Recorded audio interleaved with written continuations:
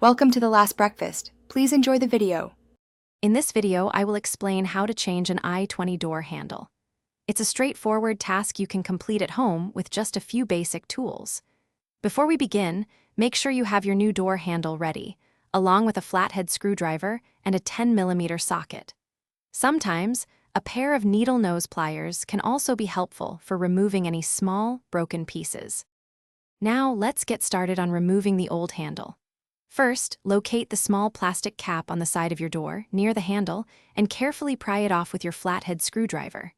Inside, you'll find a 10mm bolt. Loosen this bolt, but don't take it out completely.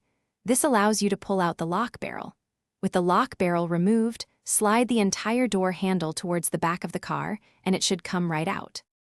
With the old handle out, installing the new one is quite simple. First, carefully align your new door handle with the opening in the door. Slide it forward until it sits snugly and securely in place.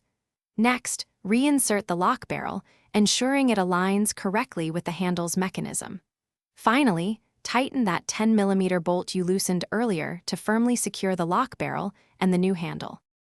Before you wrap up, it's crucial to perform a few final checks.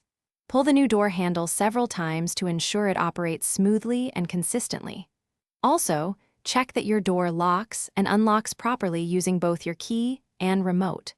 Once everything is working perfectly, simply snap the small plastic cap back into place on the door's edge.